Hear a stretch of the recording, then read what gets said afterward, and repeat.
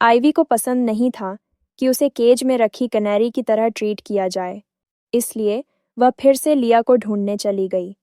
Ivy ने उससे सामना किया और डिमांड किया कि वह बताए कि उसने अपना प्रॉमिस कब पूरा करेगा। लिया ने उसे पार्टी के बाद घर भेजने का वादा किया था, लेकिन अब 1 महीना गुजर चुका था। लिया ही ने प्रिटेंड किया कि उसे अब भी याद आया है। फिर मिस्चीवस ग्रिन के साथ उसने आइवी से पूछा, क्या यहाँ रहना इतना बुरा नहीं है? वह बीफू की खूबियाँ गिनाने लगा। आइवी, चाहे लिया ही कुछ भी बोले, अभी भी समझ नहीं पा रही थी कि उस क्रूअल प्रिंस में क्या खास है। फिर लियाही ने जानबूझकर टॉपिक चेंज किया और कहा कि उसे अब काम करना है, क्योंकि किसानों ने खराब हार्वेस्ट की वजह से रायट कर दिया था। लेकिन लियाही ने ऐसा कुछ कहा जिसे आइवी समझ नहीं सकी। लियाही ने अपनी स्लिप ऑफ टंग के लिए आइवी से अपोलोजाइज किया। आइवी को लगा जैसे लियाही उसे मॉडर्न टाइम्स में मॉक कर रहा है। लिया ने बोला कि यह एक ऐसा क्षेत्र है जिसका उसे स्पेसिफिकली रिसर्च करना है। आइवी ने इंस्टिंक्टिवली इश्यू पॉइंट आउट किया। पेजेंट अपराइजिंग्स इसलिए होते हैं क्योंकि लोगों के पास खाने को पर्याप्त नहीं है। इंफ्रास्ट्रक्चर ठीक करने पर खर्च करने से यह समस्या हल हो सकती है। अगर कुछ टास्क्स ओरिजिनली हायर्ड क्राफ्ट्समैन और स्लेव्स को फार्मर को दे दिए जाए, तो वर्चुअस फार्मर्स भूख की वजह से रिवोल्ट नहीं करेंगे और स्लेव्स ओवरवर्क से मरेंगे नहीं।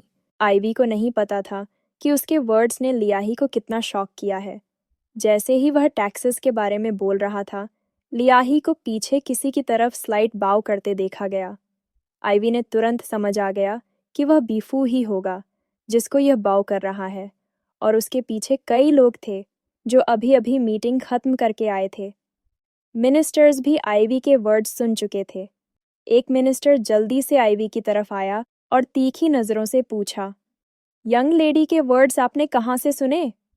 आइवी ने जल्दी समझाया, हमारे देश में कई लोग इन शब्दों को जानते हैं। आइवी ने झूठ बोलते हुए कहा कि अगर मुझे वापस जाने दिया जाए तो मैं और इंटेलेक्चुअल्स को इस फील्ड में इंट्रोड्यूस कर सकती हूँ। लेकिन मिनिस्टर को ज़्यादा विश्वास नहीं हुआ। आइवी की एक्सेसिवली ब्यूटीफुल अपीयरेंस ने उन्हें पहले ही कंफ्यूज कर दिया था, और आसपास का एरिया छोटे अनसिविलाइज्ड नेशन से भरा हुआ था। इसी समय बाइफू आइवी के सामने खड़ा हुआ और बोला, हे मैन, ये मेरी पर्सन है, अब और सवाल पूछने की ज़रूरत नहीं। मिनिस्टर को एहसास हुआ कि उसने इम्पोलाइट व्यवहार किया था। वह जल्दी से बॉव करके चला गया। बिफू ने आइवी से कहा, जो मैंने अभी कहा वह इजिप्ट की नेशनल पॉलिसी है। मेरे पिता ने कई सालों तक रूल किया। फार्मर्स के लिए पॉलिसीज़ कभी सप्रेशन, कभी सब्सिडीज़ रही। हर अप्रोच के प्रोज और कॉन्स रहे हैं, लेकिन उन्होंने कभी फार्मर्स की प्रॉब्लम्स को पूरी तरह हल नहीं किया। बीफू धीरे धीरे आइवी के पास आया। फीमेल लीड एक बार फिर से कहती है कि मुझे मेरे घर जाने दो, मैं तुम्हारी मदद कर सकती हूँ इन्हीं प्रॉब्लम्स में। मेल लीड कहता है, मैं तुम्हें कैसे जाने दूँ, तुम्हें तो मेरी कंट्री के बारे में बहुत ज़्यादा नॉलेज है। मेल लीड फीमेल लीड के करीब आता है। फीमेल पूछती है, तुम क्या कर रहे हो? मेल लीड हंसने लगता है। बिफू ने तय किया कि वो नाइल रिवर फेस्टिवल में आइवी से शादी करेगा, उसे अपनी फर्स्ट कॉन्क्यूबाइन बनाएगा। ये वो पहचान थी जिसके लिए अनगिनत लड़कियां सपने देखती थीं, लेकिन आइवी कोई प्रिंसेस बनना ही नहीं चाहती थी। उसने चिल्लाकर कहा कि वो सिर्फ अपने घर वापस जाना चाहती है, उस घर में जहां उसका भाई सियन है। जेलसी में बिफू ने आइवी को पीछे खंभे पर धक्का दे मारा। वो उस आदमी से मिलने के लिए बेताब थी जिसका नाम सियन था। बिफू ने जबरदस्ती आइवी को अपनी बाहों में खींच लिया और जोर देकर कहा कि ये इजिप्ट है और वो फ़ाराओ का बेटा है। यहाँ सब कुछ, यहाँ तक कि आइवी भी उसी की है। उसने आइवी से कहा कि वो पेशेंस रखे और उस दिन का इंतज़ार करे जब वो क्वीन बनेगी। फिर वो वहाँ से चला गया। कई दिन ऐसे ही बीत गए। लियाही ने आइवी से कहा कि कल नाइल रिवर का हाई टाइड होगा और गॉडेस ऑफ द नाइल का शुक्रिया अदा करने के लिए एक ग्रैंड सेलिब्रेशन होगा। जैसे ही लियाही इजिप्ट की ग्रेटनेस की तारीफ कर रहा था, आइवी ने अचानक पूछ लिया कि अभी इजिप्ट का फ़ाराओ कौन है। ये सुनकर लियाही हैरान रह गया कि आखिर ये लड़की कहाँ से आई है जो सेदी को भी नहीं जानती। उस नाम के बारे में आइवी को बस वेग सी याद थी। आइवी ने सोचने की कोशिश की कि ये इजिप्शियन हिस्ट्री का कौन सा पीरियड था। उसे पछतावा हुआ कि उसने हिस्ट्री प्रॉपरली क्यों नहीं पढ़ी थी। लियाही को पता नहीं था कि आइवी किस बात से परेशान है, लेकिन उसने उसे याद दिलाया कि अभी फोकस करने की ज़रूरत एक और चीज़ पर है। कल प्रिंस अनाउंस करेगा कि आइवी उसकी फर्स्ट कॉन्क्यूबाइन बनेगी। आइवी ने कहा कि पहले वो इस बात से नर्वस थी, लेकिन बाद में उसने सोचा कि हमेशा से मैरिज रॉयल फैमिलीज़ के लिए पावर कंसोलिडेट करने का सबसे अच्छा तरीका रहा है। फेरो कभी भी किसी अननोन फॉरेनर को क्वीन बनने की इजाज़त नहीं देगा। बिफू ने कभी सोचा भी नहीं था कि आइवी इतनी सेल्फ अवेयर होगी।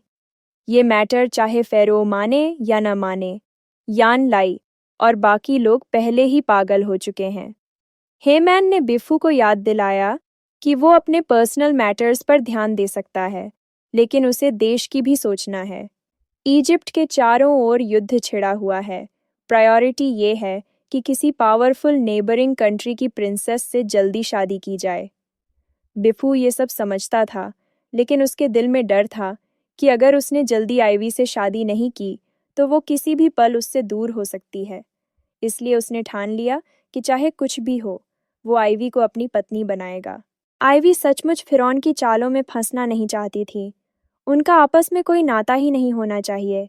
दूसरी ओर, वो तो वही निशान था जो 3000 साल बाद पिरामिड पर उकेरा गया था, और वो तो बस एक आधुनिक इंसान थी जो गलती से इसमें फंस गई। आइवी ने नील नदी को देखा, जिसकी लहरें नीचे लगातार उठ रही थीं। उसने सोचा, अगर वो इसमें कूद जाए तो शायद भाग सके। तभी पीछे से एक बड़ा हाथ आया और आइवी को गले से जकड़ लिया। बिफू ने घबराकर कहा कि आइवी उसकी है। जो भी काम वो करे, उसमें उसे बिफू और खुद दोनों की जिम्मेदारी उठानी होगी। आइवी का चेहरा लाल हो गया। उसने तुरंत मना कर दिया, वो उसकी नहीं है। बिफू ने बहस रोक दी और कहा कि वो खुद बाजार गया था। हालात बिल्कुल वैसे ही थे जैसे आइवी ने अंदाज़ा लगाया था। बहुत से किसान ऑफ सीजन में सब्जी मंडी में काम करने को तैयार थे। इससे न सिर्फ किसानों की दिक्कत हल होती, बल्कि पिरामिड का काम भी जल्दी पूरा हो सकता था। पिरामिड की बात करते हुए आइवी दरअसल खुद उसकी निर्माण प्रक्रिया देखना चाहती थी। क्या वाकई ये वैसे ही बनाया जाता है जैसे कहानी में कहा गया है, मिट्टी के रैंप से पत्थर खींचकर? बिफू ने आइवी को देखा, जो फिर से खोई हुई थी। उसने तुरंत आइवी को उठा लिया। वो सचमुच जानना चाहता था कि आइवी क्या सोच रही है, और ये भी समझना चाहता था कि आइवी असल में कैसी इंसान है, क्यों वो बाकियों से इतनी अलग है। जब वो उस आदमी का नाम लेता है जिसे सेन कहते हैं, तो आइवी की आंखों में जो उदासी और तन्हाई दिखती है, उससे बिफू जलता भी है और उसे उदास देखना भी नहीं चाहता। अनजाने में ही वो आइवी के दिल का वो इंसान बनने की चाहत रखने लगा था। बिफू ने एक चमकदार सुनहरा सामान निकाला और आइवी को दिया। वो वही सांप के आकार का सुनहरा कंगन था जिसने आइवी को प्राचीन मिस्र ला दिया था। ये एक खास कंगन था। बिफू ने सिर्फ आइवी के लिए बनवाया था। मिस्र में सांप शक्ति का प्रतीक था। जैसे ही वो इसे पहनेगी, ये साबित होगा कि आइवी उसी की है। लेकिन बिफू की जोशीली बातों में आइवी ने एक भी बात नहीं सुनी। उसके मन में तो बस यही ख्याल था कि यही कंगन उसे समय में पीछे ले आया था। शायद अगर वो इसे फिर पहन ले तो सचमुच अपने घर लौट सके, उस घर में जहां उसका भाई सियन है। शानदार और भव्य स्फिंक्स के नीचे प्राचीन मिस्र के लोग सालाना नील महोत्सव मना रहे थे। उनकी आवाज़ें ज़मीन हिला देने वाली थीं। आइवी ने पहली बार मिस्र की दीवारों का नज़दीकी अनुभव किया। उसी पल उसने महसूस किया कि बिफू लोगों में कितना प्रिय है। उस शुभ दिन पर फिरौन सईदी ने बिफू की शादी का ऐलान किया। आइवी जानती थी कि अंदर ही अंदर यही सबसे सही और स्वाभाविक अंजाम है। बिफू सुप्रीम फिरौन बनेगा और फिर किसी रॉयल प्रिंसेस से शादी करेगा। अब तो उसके पास बस यही था कि वो कंगन पहने और अपने भाई के पास लौट जाए। और इस बेवकूफ़ी भरी बात का अंत करने के बावजूद उसका दिमाग बार बार उस वादे पर लौटता रहा जो बिफू ने कभी उससे किया था। आइवी ने अपने हाथ में पकड़ी ब्रेसलेट को रख दिया और सीधा बॉलरूम की तरफ भागी। उस वक़्त तक उसे अपने असली एहसासों का पता भी नहीं था। वो बस यही सोच रही थी कि बिफू किस तरह की लड़की से शादी करेगा। उसके सामने जो थोड़ी मोटी सी और लड़खड़ाती हुई चल रही थी, वही लीबिया की प्रिंसेस लोरीटा थी। लेही ने थोड़ा सा माथा सिकोड़ लिया, मगर फराओ ने लीबियन प्रिंसेस की बेढंगी चाल को नज़रअंदाज कर दिया और आराम से उसे अपने बड़े बेटे को दूसरी बीवी के तौर पर सौंप दिया। शादी अगले दिन ही रखी गई थी। भीड़ में खड़ी होकर आइवी चुपचाप देख रही थी, बस ये जानने के लिए कि बिप्पू की बीवी आखिर कैसी होगी।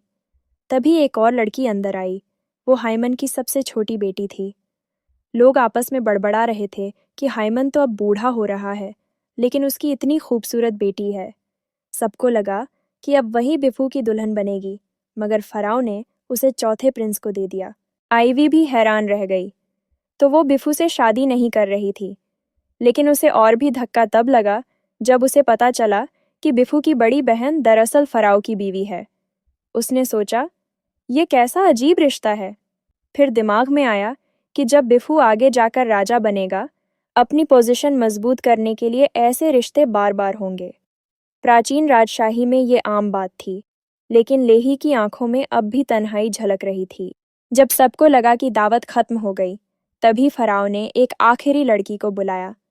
उसने कहा कि अब बिफू जरूर संतुष्ट होगा। कुछ देर की खामोशी के बाद एक नाखुश लड़की हॉल में लाई गई। वो सिर से पांव तक बैंगनी शाही कपड़ों में थी। आइवी ने दबी आवाज में कहा, वाह, कितनी खूबसूरत है। वो थी प्रिंसेस मैट, हिटाइट किंगडम की 17वीं और सबसे प्यारी बेटी, जिसे न्यू भी कहते थे। लेकिन प्रिंसेस मैट ने सबसे पहले फराओ से कहा, मुझे मार दो। उसकी खूबसूरती ने सबको चौंका दिया, पर उसकी जिद्दी और बागी फितरत की वजह से वो उस शादी से भाग निकली थी जो उसके पिता ने तय की थी। भागते वक्त वो सिपाहियों से भिड़ गई और आखिरकार फराओ सेती के हाथों कैद हो गई। मैट ने हार मानने से इनकार कर दिया। उसने फराओ की तरफ इशारा किया और ऊंची आवाज में उसे कोसने लगी। वो साफ लग रही थी कि मरना मंजूर है, मगर झुकना नहीं। आइवी के दिल में उसके लिए डर उठने लगा। क्या इस प्रिंसेस को अपनी हालत का अंदाजा भी है कि शायद ये बेहतर ही है। पिताजी या तो उसे मार देंगे या जलाव वतन कर देंगे। ऐसे में वो उसकी रखैल बनने से बच जाएगी। मगर फराओ गुस्सा नहीं हुआ, बल्कि जोर से हंस पड़ा। वो न सिर्फ प्रिंसेस को नुकसान पहुंचाने का इरादा नहीं रखता था, बल्कि